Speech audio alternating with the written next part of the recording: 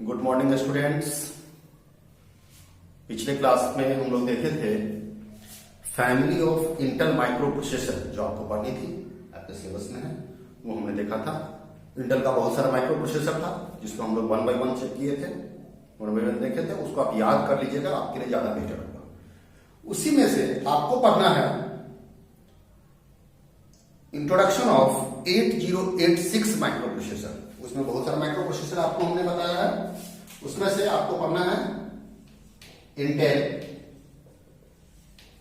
8086 micro processor.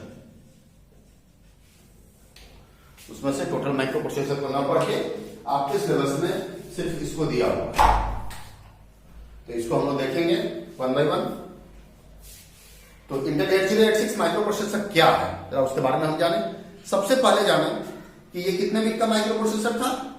It is a 16 bit micro processor, जो आप यहां से देख सकते हैं। आपको जो दिया हुआ था आपका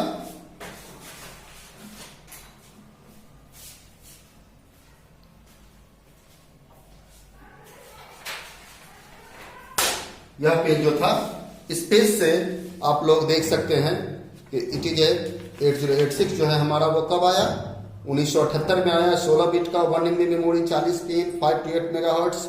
इस तरीके से हम यहां से भी इसको देख सकते हैं। ये कहते हैं कि ये कितने पिन में बना हुआ था, 40 पिन में बना हुआ था। इसको ऑपरेट करने के लिए 5 वोल्ट डीसी पावर आप लगता है इसमें, इसलिए कि ये जो बना हुआ होता है उसमें पिन होता है। कुछ ऐसा रहा होगा, ये तो पिन होगा। इसी किसी न किसी पिन से क्या जाना होगा, इसको पावर जाना होगा। जब तक आईसी में कुछ न कुछ पावर नहीं आएगा तो वो ऑपरेट करेगा नहीं करेगा। कितना बीट इसको पावर, कितना वोल्ट पावर चाहिए, 5 वोल्ट डीसी पावर चाहिए इसको ऑपरेट करने के लिए।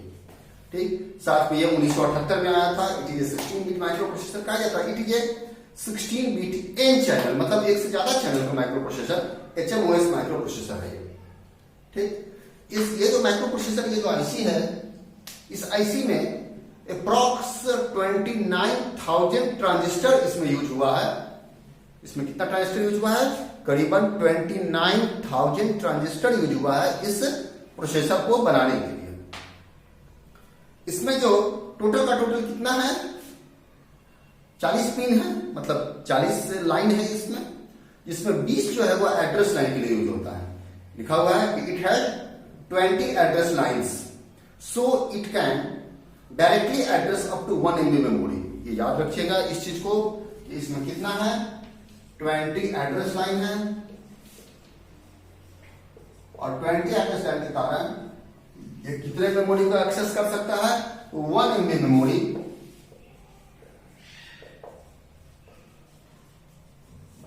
मेमोरी को एक्सेस कर सकता है। देखिएगा यहां लिखा हुआ होगा 8086 के लिए कि memory addressing capacity is 1 MB। ये है क्या, जब कितना एड्रेस लाइन पर कितना एक्सेस करता है, इसका अभी हम एक चार्ट आपको बताते हैं। ठीक, देखिए वो कैसे होता है। कहता है यहां पे, पहले हम वही कहते हैं एड्रेस लाइन और मेमोरी एड्रेसिंग कैपेसिटी में क्या होता है। तो कहता है अगर एक एड्रेस लाइन है, n एड्रेस लाइन होगा, तो 2 to the power n memory को एक्सेस करेगा। कैसे काम होता है वो देखिए। तो अगर एक लाइन होगा, एक लाइन, तो एक लाइन से क्या होगा, या तो पावर जाएगा या तो पावर नहीं जाएगा। तो पावर जाएगा तो किसी एक पार्टिकुलर मेमोरी को एक्सेस करेगा, नहीं जाएगा तो किसी एक मेमोरी को एक्सेस करेगा। मतलब एक लाइन से दो सिचुएशन हमारा बन रहा है। तो एक लाइन होगा तो कितना होगा, 2 मेमोरी को एक्सेस करेगा। क्लियर है, एक होगा तो कितना मेमोरी का एक्सेस करेगा, 2 मेमोरी का एक्सेस करेगा। अब यही पर आते हैं हम लोग, एक से जब आगे बढ़ते हैं तो 2, तो 2 लाइन होगा तो कितना हो जाएगा, 2 to the power 2, 4।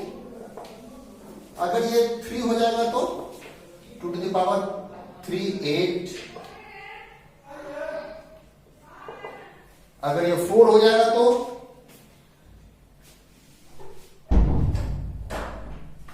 4 हो जाएगा तो कितना हो जाएगा, 2 to the power 4, 16।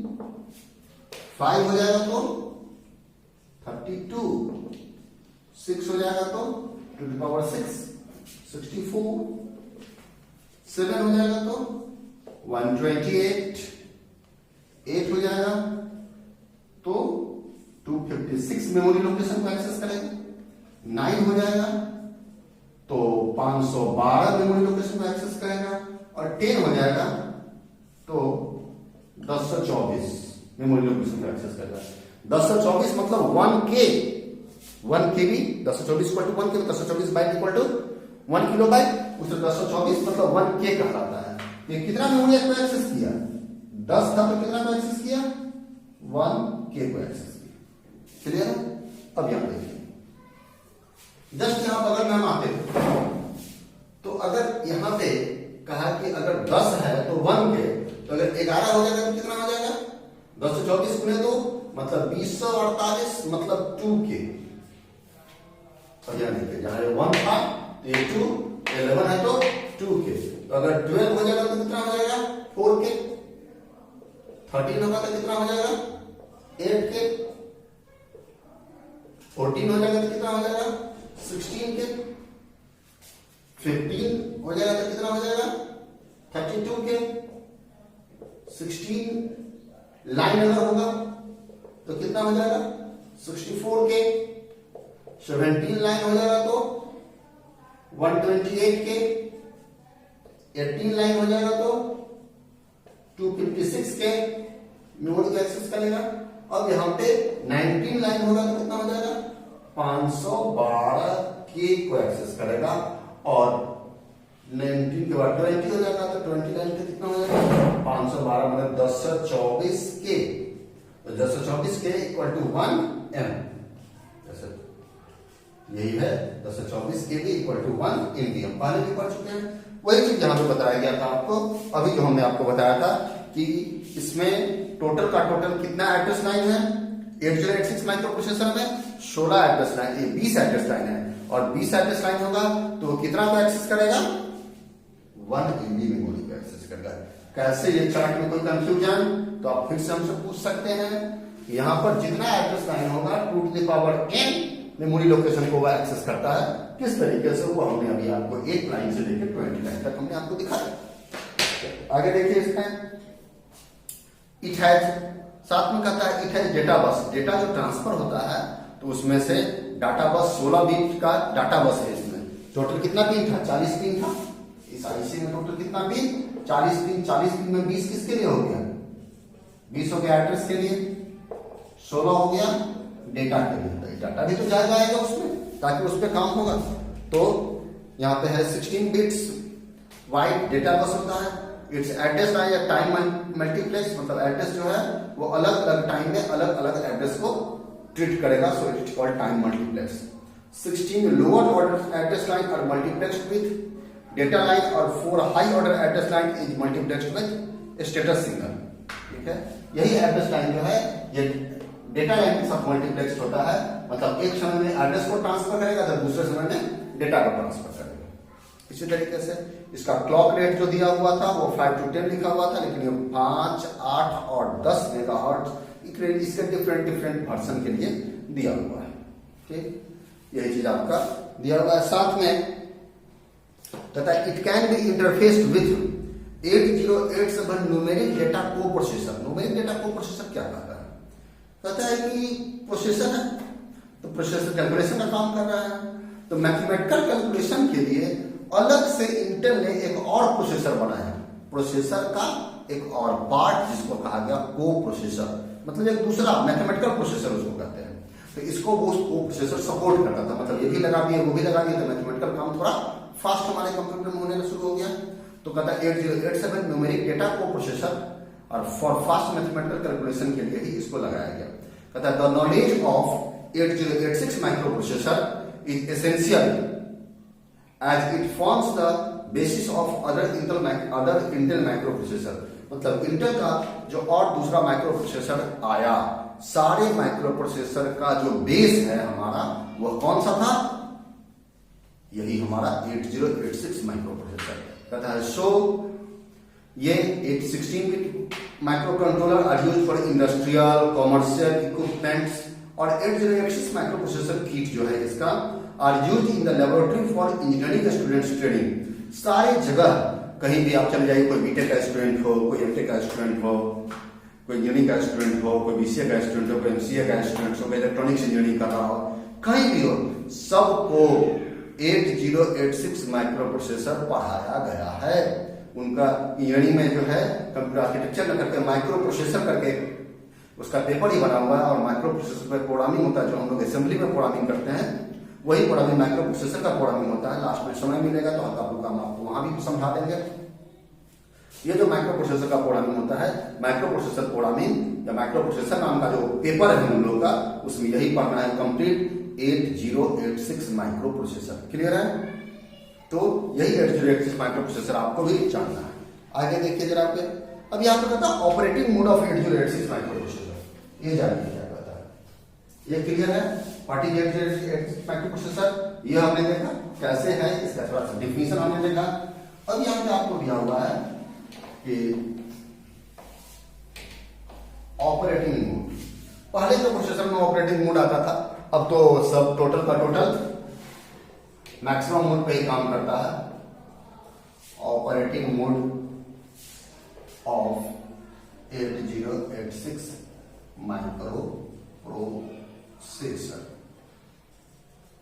ये क्या कहता है ऑपरेटिंग मोड, मतलब किस तरीके से ऑपरेट करता है। तो कहता है यहां पर दो ऑपरेटिंग मोड था हमारा, एक मिनिमम मोड और एक मैक्सिमम मोड। कहता है it has two operating modes, the minimum mode and the maximum mode. Normal operation के लिए मिनिमम, मिनिमम और मैक्सिमम। ये मिनिमम और maximum by default minimum mode पे ही हमारा कंप्यूटर काम करता था उस समय। The minimum mode of operation for simple system which employ only one CPU and has a few peripherals, whereas the maximum mode of operation is used to when 8086 operate in multi-processor environment. जब 8086 को server वगैरह में लगाया जाने लगा, एक साथ जब मल्टीपल प्रोसेसर को लगाया जाने लगा, तो वहां पर उसको मैक्सिमम मोड में कन्वर्ट कर दिया जाता था और इसको MN और MX करके ट्रीट किया गया है। दिस इज मिनिमम मोड और this is the maximum mode. तो कहते हैं जब हम लोग अपने सिस्टम में माइक्रो कंप्यूटर में हम लोग यूज करते हैं तो क्या यूज करते हैं, सिंगल प्रोसेसर। हमारे कंप्यूटर में सिंगल प्रोसेसर यूज होता है। जब हम लोग सिंगल प्रोसेसर यूज करते हैं तो वो हमारा मिनिमम मोड कहलाता है, और इसी को जब हम सर्वर में यूज करते हैं तो सर्वर में ऐसा एक नहीं, ऐसा कई प्रोसेसर लगा हुआ होता है। उस समय वही प्रोसेसर था, इसलिए वही माइक्रो प्रोसेसर यूज होता था, तो वहां पर वो मैक्सिमम मोड में काम करता था। तो कहता है कि जब हम इसको सर्वर में यूज करते थे जहां पर मल्टी प्रोसेसर इन्वायरमेंट सीधा आप समझिएगा कि आपके मल्टी प्रोसेसर इन्वायरमेंट सीधा समझिएगा कि आपका जो मदरबोर्ड है, मदरबोर्ड में एक से ज्यादा प्रोसेसर लगा हुआ हो, वही हमारा कहलाता है मल्टी प्रोसेसर इन्वायरमेंट। जैसे हम आपको मदरबोर्ड दिखाते हैं, ये जो हमारा मदरबोर्ड है, इस मदरबोर्ड में नॉर्मली एक प्रोसेसर लग रहा है, यहीं पर मल्टी प्रोसेसर इन्वायरमेंट में एक नहीं, ऐसा कई एक प्रोसेसर लगाने की फैसिलिटी होती है। ये हम प्रोसेसर को निकाल रहे हैं, ये हमारा प्रोसेसर, एक प्रोसेसर यहाँ लगा हुआ है, तो ये हमारा माइक्रो कंप्यूटर में यूज होता है, हमारे लैपटॉप, हमारे डेस्कटॉप में, और वहां पर ऐसा एक से ज्यादा प्रोसेसर हमारे लगाने की फैसिलिटी होती है, वही चीज हमारा कहलाता है मल्टी प्रोसेसर इन्वायरमेंट। तो जब हमारा नॉर्मल सिस्टम, जब हमारा ये क्या कहते हैं कि जब हमारे माइक्रो कंप्यूटर में यूज होता है तो मिनिमम मोड में यूज होता है, और यही चीज जब सर्वर बेस्ड इन्वायरमेंट में चला जाता है वैसे जगह पे जहां एक से ज्यादा प्रोसेसर यूज हो रहा है, जहां एक से ज्यादा प्रोसेसर यूज होगा तो सारा प्रोसेसर एक साथ मिलकर काम करेगा। इसी टेक्निक को बोलते हैं पैरेलल प्रोसेसिंग टेक्निक। तो यहाँ वैसे प्लेस पे ये ऑटोमेटिकली मैक्सिमम मोड में ट्रांसफर हो जाता है। तो यही आपका operating modes of 8086 micro processor. Clear है? साथ में आपको पढ़ना है आपको रजिस्टर ऑर्गेनाइजेशन। तो रजिस्टर ऑर्गेनाइजेशन हम आपको अगले दिन डील करेंगे।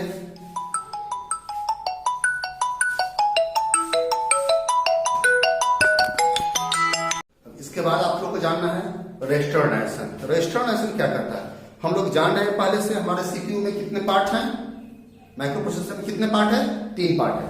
कौन कौन? एएलयू, सीयू और एमयू, या कहिए तो IR, internal registers.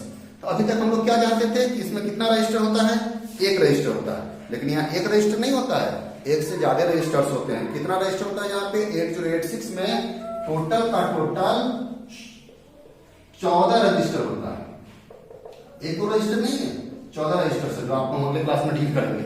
Registered dimension of 8086 micro processor आपको पूछना ही है, हर हाल में पूछता है। तो टोटल कितना रजिस्टर है? 14 रजिस्टर होता है एक छोटे से माइक्रो प्रोसेसर में। ये जो छोटा सा माइक्रो प्रोसेसर आपको दिखा रहे हैं, इसी में ALU भी, इसी में CU भी और इसी में रजिस्टर होता है। एक दो रजिस्टर नहीं, बल्कि 8086 माइक्रो प्रोसेसर में कितना रजिस्टर है? 14 रजिस्टर।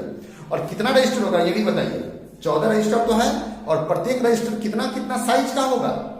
तो आप खुद से सोचिए कितने साइज का एक रजिस्टर होगा। ये जो है कितने बीट का माइक्रो प्रोसेसर था ये हमारा? ये जो हमारा माइक्रो प्रोसेसर था ये 16 बीट का माइक्रो प्रोसेसर था। और सोचिए कि 16 बीट का माइक्रो प्रोसेसर है तो एवरी रजिस्टर 16 बीट का चौड़ाई इसका जो साइज है वो 16 बीट का है। तो एवरी कहते हैं एवरी रजिस्टर्स